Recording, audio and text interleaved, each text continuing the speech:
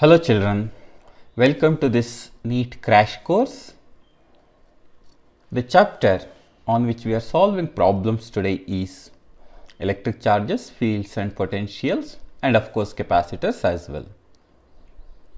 We have already discussed the synopsis and we have revised the concepts. We are familiar with the equations. Now it's the time to learn how to use those equations to solve problems. Example 1. 4 charges 2 coulomb, minus 3 coulomb, minus 4 coulomb and 5 coulomb respectively are placed at all the corners of a square. Which of the following statements is true for the point of intersection of the diagonals? The charges are 2, minus 3, minus 4 and 5. Let us show the construction.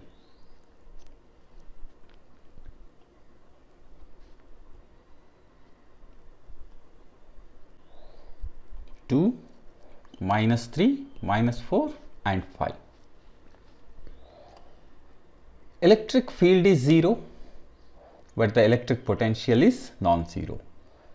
Electric field is non-zero, etc. So the question is about the electric field and the potential. Now if you look at the net charge kept on the system, and that is 0. 2 minus 3 minus 4 plus 5. So the net charge is 0. Which means that the net potential at the center is 0. As the potential is a scalar quantity, we can add the potentials due to each of the charges. Observe that all the charges are equidistant from the center and thus the potential at the center happens to be 0. What about the electric field? Let us see. The electric field due to this 2 coulomb charge is along this direction. Due to minus 3 it is along this direction, due to minus 4 it is along this direction, due to plus 5 it is along this direction. So there is an electric field due to the system. The electric fields are not equal and opposite and therefore the electric field is not 0. The electric field is not 0 at the center while the potential is 0 at the center. So which is our correct option? Electric field is non-zero but the electric potential is 0. B is our correct choice. Example 2. A spherical conductor of radius r is charged with q units of negative charge. The escape velocity of a particle of mass m and charge small q from the surface of this conductor would be. Alright. Here is a spherical conductor and the total charge on this spherical conductor is q. Remember, it carries charges on its surface, so there is a negative charge. And its radius is r and you have kept a charge q on its surface and you want it to escape. Which means that the energy which is possessed by the system must be equal to the energy because of which starts moving. That means the kinetic energy of this particle should be equal to potential energy of the system. What is the kinetic energy? Half mv square. Potential energy of a pair of charges, is given by 1 by 4 pi epsilon naught q divided by r. So for all practical purposes, I can treat the spherical conductor as a point charge at its center for energy calculation. Therefore, V is equal to 1 by 4 pi epsilon naught m r and here is to q under root. And it simplifies root of q divided by 2 pi epsilon naught m r. That is root of q divided by 2 pi epsilon naught m r. Is the escape velocity. Which is our correct choice? A. Example 3. The electric field due to a charge at a distance of 3 meters from it is 500 Newton per coulomb. The magnitude of the charge is a simple problem. The electric field due to a point charge is given by 1 by 4 pi epsilon naught q divided by r square. And he says that the electric field is 500, the charge is to be found out. So q is equal to E into 4 pi epsilon naught into r square, right? So this E is 500 and this is 4 pi epsilon naught. I can write it as 1 by 4 pi epsilon naught, 1 by 9 into 10 to the power of 9 into r square, that is 9. So if you simplify it, what do we get? This is going to be 500 into 10 to the power of minus 9, or this is nothing but 0.5 microcoulomb. 0.5 microcoulomb is the charge present on this. So D is our correct option.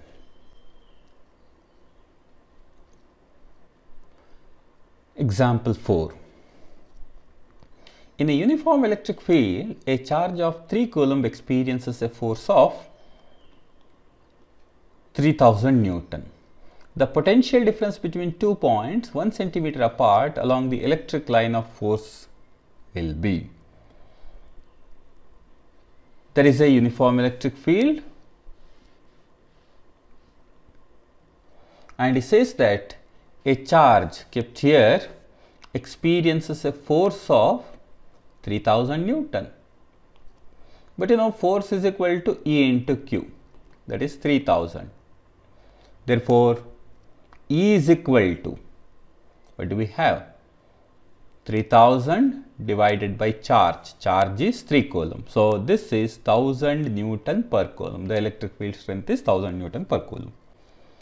Now the question is, the potential difference between 2 points separated by a distance of 1 centimeter. You know that the electric field in a uniform field is related to the potential difference through this equation. E is equal to delta V by delta X, or delta V is equal to E into delta X. What is that E? We found that this is 1000. What's the value of delta X? 1 centimeter, that is 10 to the power of minus 2. So this is nothing but 1000 divided by 100, or 10 volts. So the potential difference between these 2 points happens to be 10 volts. Option A. Example 5. Two conducting spheres of radii R1 and R2 are charged with spheres Q1 and Q2 respectively. On bringing them in contact, there is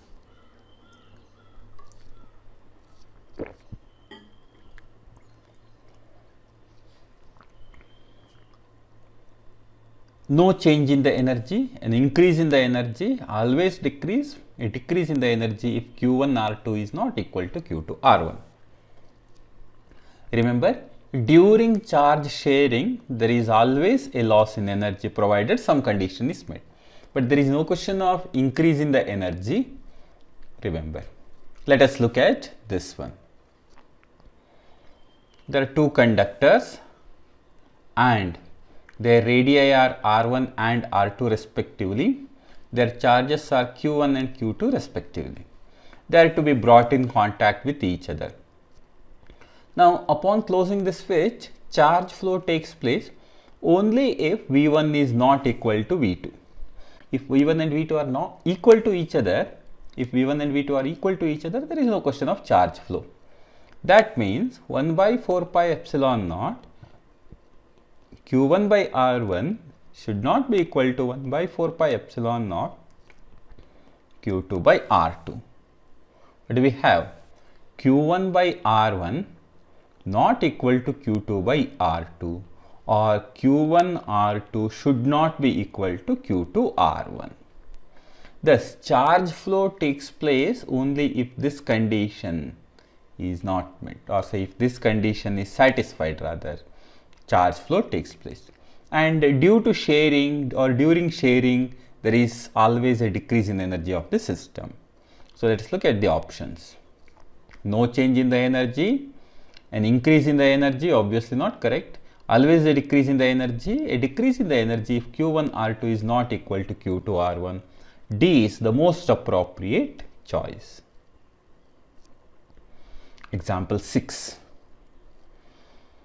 In Millikan's experiment, an oil drop having a charge Q gets stationary on applying a potential difference V in between two plates separated by a distance D. The weight of the drop is. Simple problem. In the case of Millikan's oil drop experiment, a charged oil drop experiences two forces, mg and electric force or electrostatic force. If these two are equal to each other, then the oil drop remains stationary. That is, mg should be equal to E into E.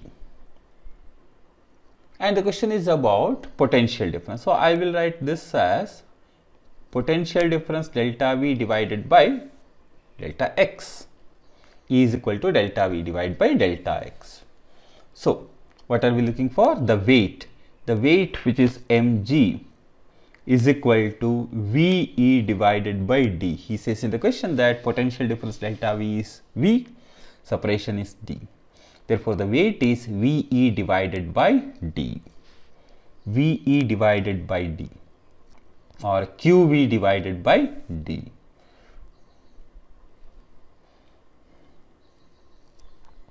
D is our correct choice. Example 7.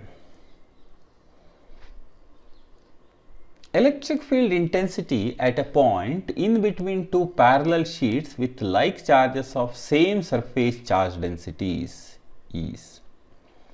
Okay.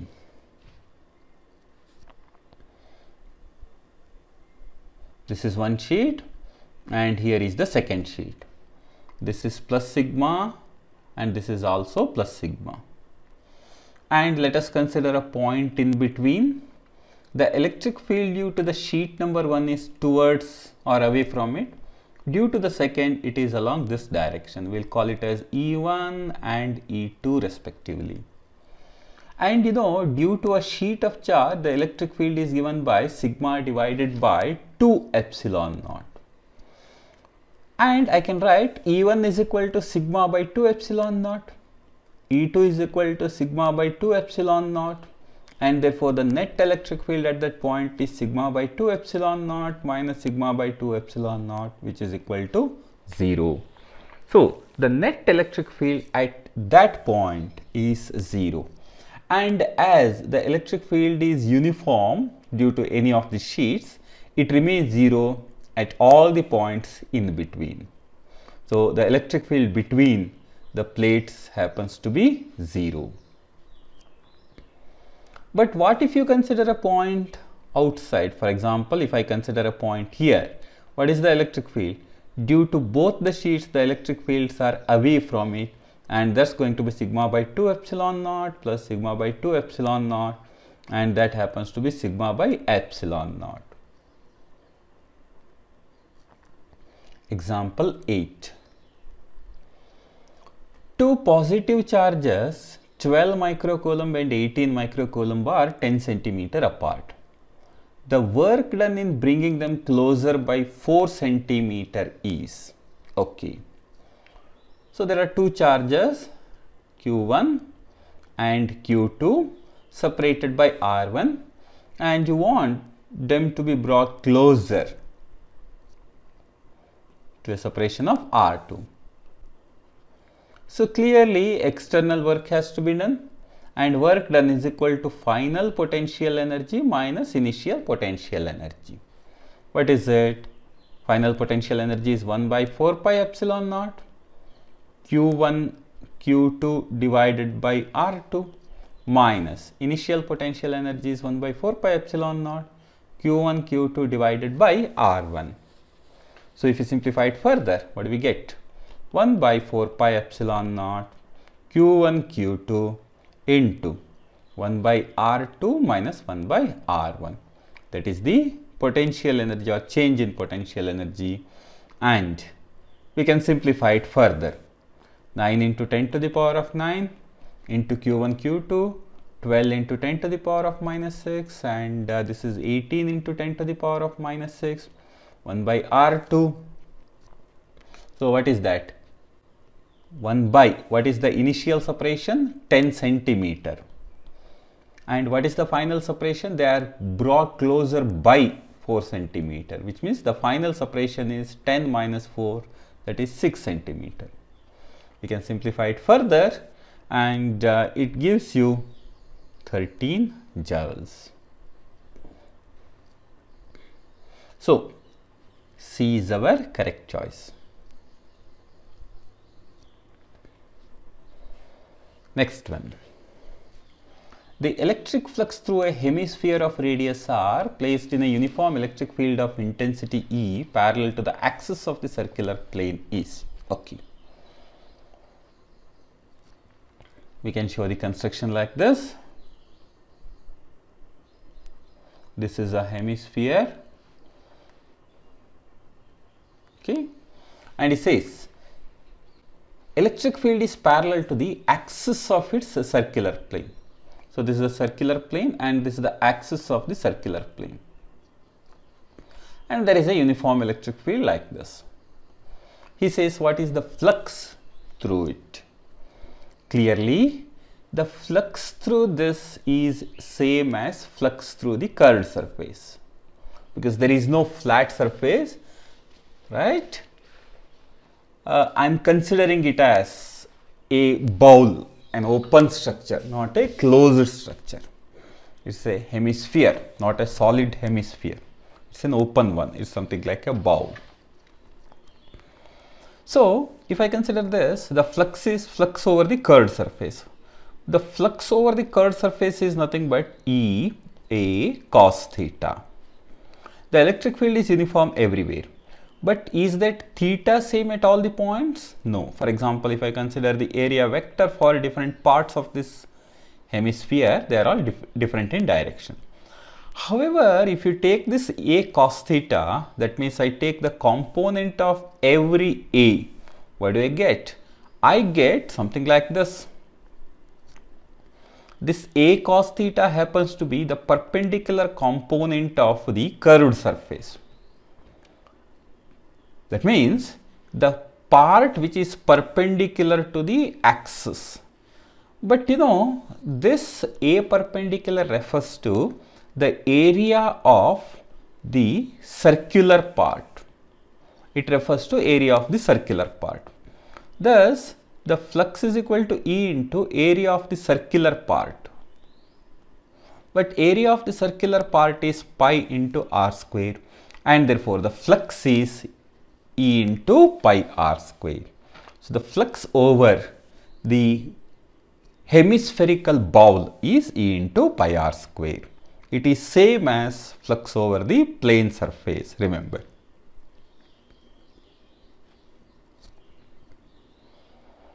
Next one. Two identical metal balls with charges plus 2q and minus q are separated by some distance and exert a force F on each other. They are joined by a conducting wire which is then removed. The force between them will be, okay.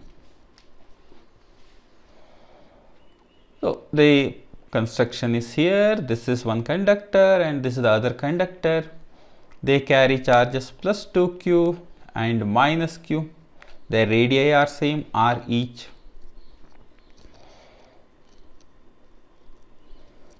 And the force between them is F, initial force is F. And later they are joined and the conducting wire is removed. When these two are joined, the net charge on the system happens to be 2q minus q, that is q, and that gets shared equally, q divided by 2 each. The net charge is 2q minus q, that is q. Q on each conductor means q by 2, q by 2. So what is the final force? This is equal to 1 by 4 pi epsilon naught 2q into q divided by say some distance d square, and the final force happens to be 1 by 4 pi epsilon naught q by 2 into q by 2 divided by same separation square.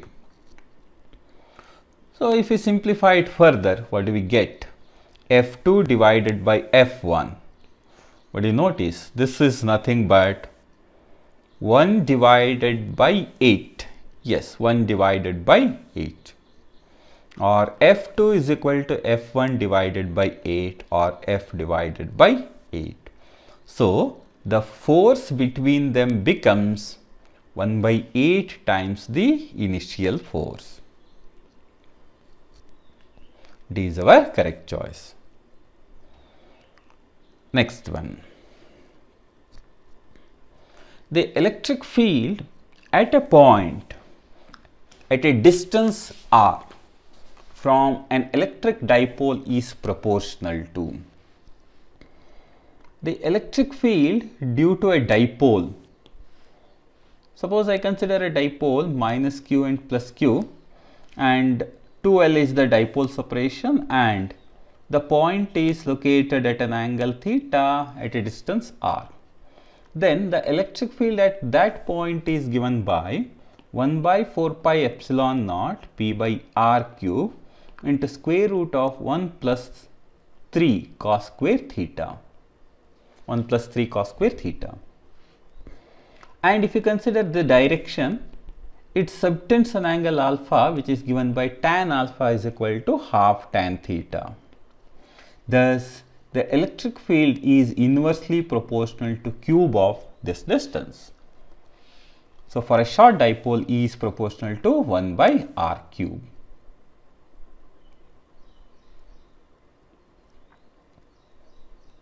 C is the correct choice. Example 12. The electric intensity due to a dipole of length 10 centimeter and having a charge of 500 microcoulomb at a point on the axis at a distance of 20 centimeter from one of the charges in air is. There is a dipole minus q plus q and 2L is the dipole length, and the question is, what is the electric field at a distance of 20 centimeter on the axis? So the point is here. The electric field at a point on the axis of a dipole, you notice that this distance 20 centimeter is not a far off distance. So we can't use the short dipole formula. We have to consider the actual formula for the dipole field. That is 1 by 4 pi epsilon naught into 2 p r divided by r square minus a square to the power r divided by r square minus a square to the power of 2. R square minus a square to the power of 2. I'll write again 1 by 4 pi epsilon naught 2 p r r square minus a square whole square. That's right. What is that r? R is this distance, and here we can take the separation as 2a. Thus, this becomes 9 into 10 to the power of 9 into 2 into dipole moment is charge into charge separation 0.1, because the separation is 10 centimeter or dipole length is 10 centimeter, that's 0.1, and this is at a distance of 0.2 meters whole divided by r square. What is that? 20 centimeter 0. So if you look at this is 0.25, this distance r, this is 0.2 and this is 0.05. So the total separation is 0.25 centimeter or rather meter. So 0.25, 0.25 square minus 0.05 square whole square. And upon simplification, you get this as 6.25 into 10 to the power of 7 Newton per coulomb. So the electric field is 6.25 into 10 to the power of 7 Newton per coulomb. A is our correct choice. Now some problems on capacitors. First one, consider a parallel plate capacitor having plates of unequal area. When a battery supplies charges plus Q1 and minus Q2 to the two plates, how are they related? Okay.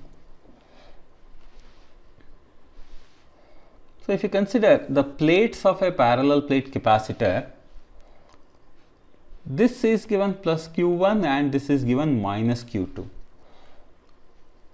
And remember, this is because of the battery connected to the plates. Now, the charges supplied by the positive and the negative terminals of a battery are always equal and opposite. So, magnitude wise Q1 and Q2 are equal. But one plate gets positive charge, the other plate gets negative charge. Therefore, we can write Q1 magnitude is equal to minus Q2. So, the charges are equal.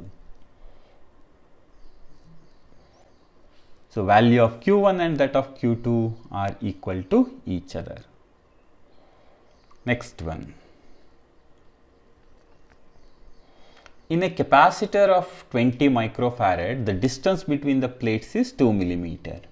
If a dielectric slab of width 1 millimeter and dielectric constant 2 is inserted between the plates, then the new capacitance is, okay. So, the initial capacitance is epsilon naught A divided by D, while the final capacitance is how much? Epsilon naught A divided by D minus T plus T divided by K. You may wish to recall this. The plate separation is D and you have inserted a dielectric slab of width T, dielectric constant being K. So, if I substitute here, what is it going to be? This is nothing but epsilon naught A divided by D minus, this is D by 2 plus T is 2 divided by, what is that? T is D by 2 divided by, this is also 2. So, this is epsilon naught A divided by D by 2 plus D by 4 epsilon naught A divided by, it further simplifies to 2 divided by 3 epsilon naught A divided by D, that is right. So, finally 2 by 3 times, that is nothing but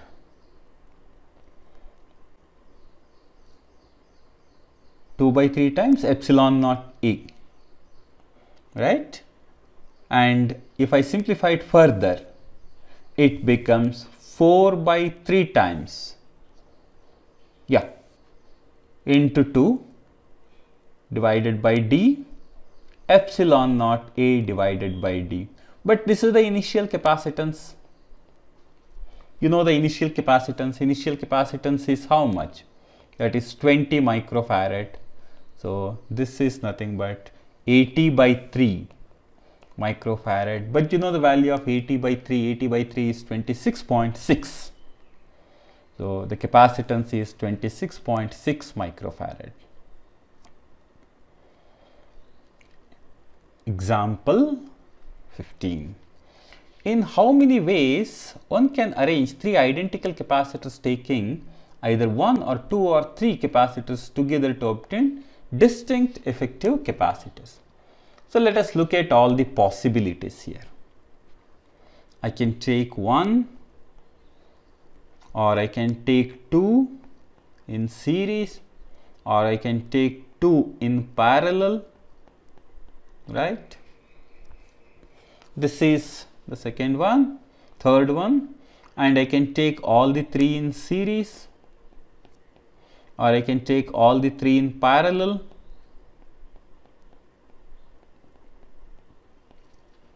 and then what can I do? I can take one capacitor and the other 2 can be connected in parallel, or I can take these two capacitors in series and I can put another in parallel.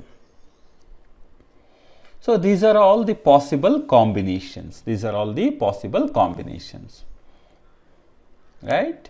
So if you look at this combination, how many combinations are possible? 7 combinations are possible. So these are all the possible combinations of 3 capacitors giving rise to distinct values. So 7 combinations are possible. And as a practice, you can find out the capacitance of each of the systems also. Next one. A parallel plate air capacitor has a capacitance C. When it is half filled with a dielectric, the percentage increase in the capacitance will be. Okay. This is the construction. Its capacitance is C. Now, from this, you have the system. You are going to fill it up with dielectric of dielectric constant 2, and it is half filled. Now, this arrangement is equivalent to something like this.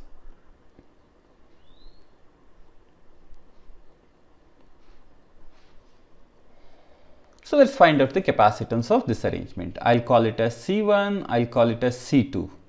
C1 and C2 are connected in parallel. So what is C1? C1 is equal to epsilon naught A by 2 into dielectric constant is 2 divided by D. That is epsilon naught A divided by D, same as C, because initially it is epsilon naught A divided by D. C2 is epsilon naught A by 2 divided by D, that is the same as epsilon naught A divided by 2D or C by 2. How are they connected? They are connected in parallel. Therefore, the equivalent capacitance is C1 plus C2. C plus C by 2, 3C divided by 2. So, the effective capacitance of this arrangement or the new capacitance is 3C divided by 2. Therefore, the percentage change is delta C divided by C, 3C divided by 2 minus C divided by C, or C by 2 divided by C, or this corresponds to 50%. So, the capacitance increases by 50%.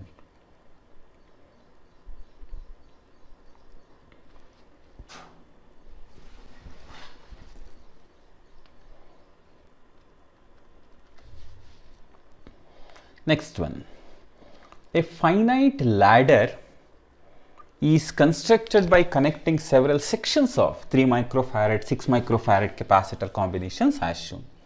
The value of C is such that the equivalent capacitance of the ladder between the points A and B becomes independent of the number of sections in between is. Okay. So the construction can be shown here.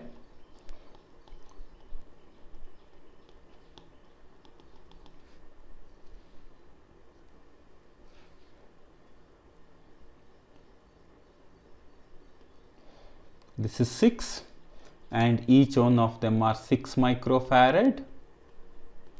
This is C and you got 3 microfarad here and another 3, another 3 and so on, and this is A, this is B. These are all 3 microfarad each. The question is, what is the value of C such that it becomes independent of the number of sections? It becomes independent of the number of sections. So now let us assume that it goes up to infinity. As you can notice, it goes up to infinity. That means it is independent of the number of sections. So I am going to consider it like this.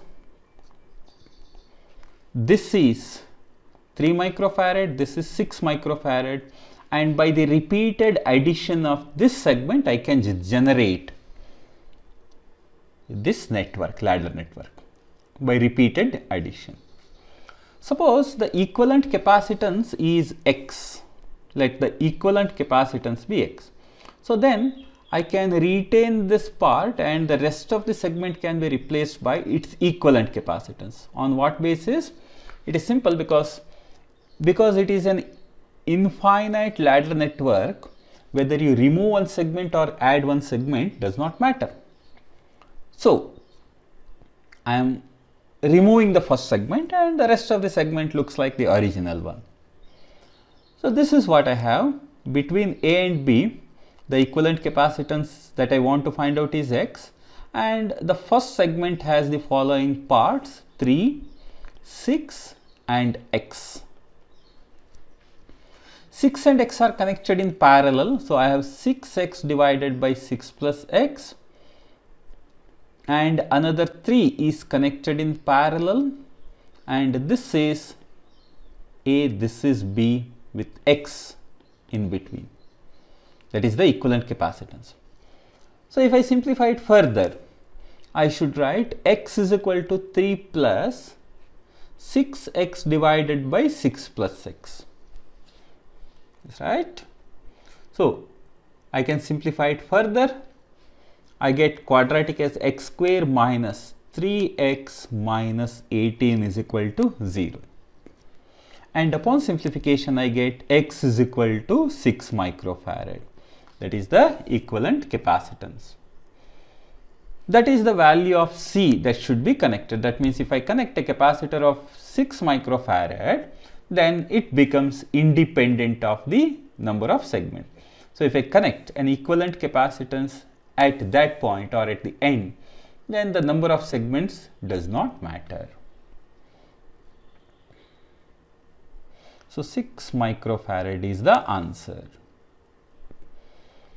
18.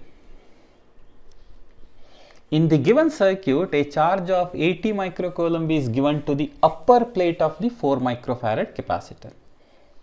Then in steady state, the charge on the upper plate of the 3 microfarad capacitor is, okay, the question is upper plate of 3 microfarad capacitor. So this is what I am looking for.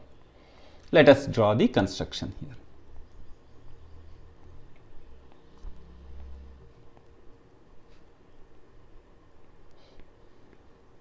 This is grounded and this is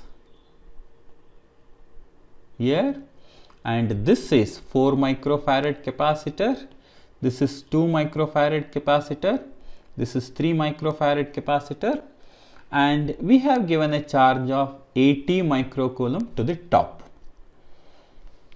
Then in steady state, the charge on the upper plate is, okay. So if you notice, 80 microcoulomb is the charge on this plate, so clearly it must be minus 80 here. So 80 that is, and you have got minus 80 microcoulomb, which means that this being 4 microfarad capacitor, the potential difference across the plates must be 20 volts. Correct? It must be 20 volts. And if you look at these two which are connected in parallel, 2 and 3 in parallel is 5. So this is 5 microfarad. What is the potential difference across this? If I calculate that potential difference, I will have the answer, isn't it? So what is that equal to? In series combination, you notice that these two are actually connected in series now. In series combination, potentials divide in the inverse ratio of capacitors. So if I call the potential difference across this as V, 20 divided by V should be 5 by 4. So 20 divided by V should be 5 by 4, or V is equal to 80 divided by 5, that is 16. So potential difference across this is 16 volts. which means that the potential difference across 2 microfarad is 16, across 3 microfarad also it is 16. So across 3 microfarad capacitor, the potential difference is 16 volts. So I know the potential difference, I know the capacitance. Now it is pretty easy to calculate the charge. What is that? Plus 48 microcoulomb minus 48 microcoulomb. Thus the charge on the top plate of the 3 microfarad capacitor is plus 48 microcoulomb. So the answer is plus 48. You can also answer this in a slightly different way. How? Look at this.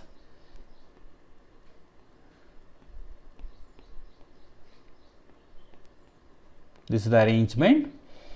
Because the top capacitor gets 80 microcoulomb, this entire arrangement should also get 80 microcoulomb, because these two, which are actually connected in parallel, is in series with the top.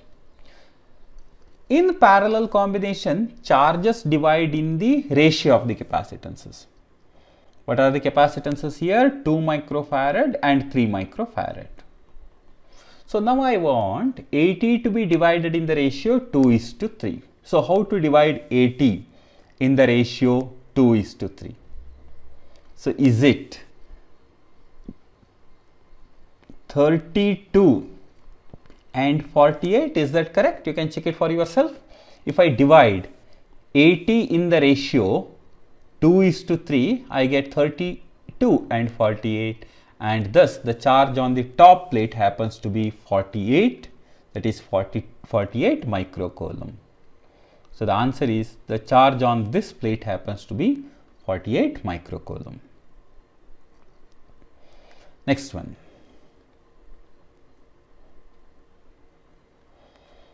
Two metallic spheres of radii 1 cm and 2 cm are given charges of 10 to the power of -2 coulomb and 5 into 10 to the power of -2 coulomb respectively. If they are connected by a conducting wire, the final charge on the smaller sphere is, okay. So there are two conductors, their radii are 1 cm and 2 cm respectively, and they carry charges 10 to the power of -2 coulomb and 5 into 10 to the power of -2 coulomb, and they are going to be connected, the final charge on this one. To calculate the final charge, I will consider the idea of charge is equal to C into common potential. So if I know the common potential, I can calculate it. How to find out the common potential? Common potential is Q1 plus Q2 divided by C1 plus C2. What is that Q1 plus Q2? Q1 is 10 to the power of -2 plus Q2 is 5 into 10 to the power of -2 whole divided by C1 plus C2. Now let us look at this. C1 is equal to 4 pi epsilon naught R. That's right. And I can write it as C. C2 is equal to 4 pi epsilon naught into 2R, that is 2C. So this becomes C plus 2C, that is 3C. So 6 into 10 to the power of -2 divided by 3C. Or what do we have? This is 2 into 10 to the power of -2 divided by C. C is 4 pi epsilon naught R. Now it is easy to substitute. What is the value of R? R is the radius of the first conductor. So you can substitute and simplify, and upon simplification we get the answer as 2 into 10 to the power of -2 coulombs. So the charge on the smaller sphere becomes 2 into 10 to the power of -2 coulombs. Next one. A condenser of capacity C1 is charged to a potential V. The electrostatic energy stored in it is U. It is connected to another uncharged condenser of capacity C2 in parallel. The energy dissipated in this process is, okay, initial energy is equal to half C1 V square.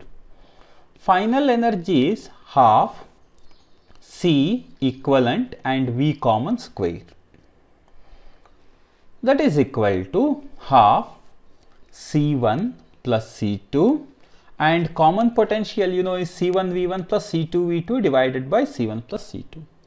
That is C1V plus 0 divided by C1 plus C2 whole square. That is nothing but half C1 V1 square, C1 V1 square, that is C1 square V square divided by C1 plus C2. One set of C1 plus C2 cancels. Therefore, the loss in the energy is equal to half C1 V square minus half C1 square V square divided by C1 plus C2. You can simplify it to get the answer as C2 divided by C1 plus C2 into initial energy, that is U. This is the loss in the energy, that is the energy dissipated. A is our correct choice.